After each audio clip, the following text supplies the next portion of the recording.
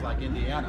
I'm a congressman from Indiana's 4th district. We have great institutions like Purdue University in our district, and I have a great community of Hoosier Indians who I've got to know throughout the years, starting with my terms as Indiana Secretary of State.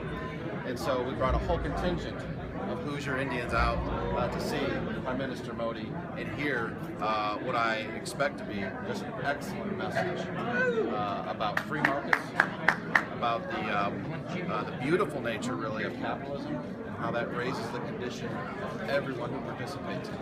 And we look forward to being a partner in that endeavor.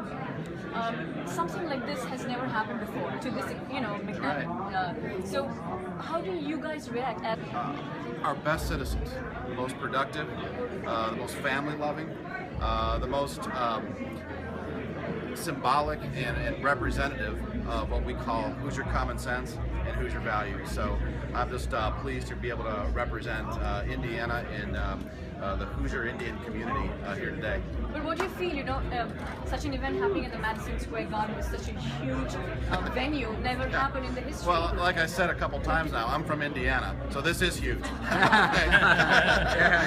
doesn't have to be Prime Minister Modi for me to be impressed by the sheer number here. No, but really, it is a strong message that the American Indian community is sending here today, not only throughout America, in the United States, by being here at Madison Square Garden, but the message that he and the American Indian community is sending right now to the rest of the world. I think it speaks volumes, and I think it's a very positive message. Congressman, you're part of the India caucus. The Indo-US relations have reached a plateau. Do you think this is going to enhance, especially from the growth center, because he's known for inclusive growth, Prime Minister Modi? Exactly. I'm very interested to hear what Prime Minister Modi has to say about the economic relationship, not just the cultural relationship between India and the United States, and growing that to an even greater extent.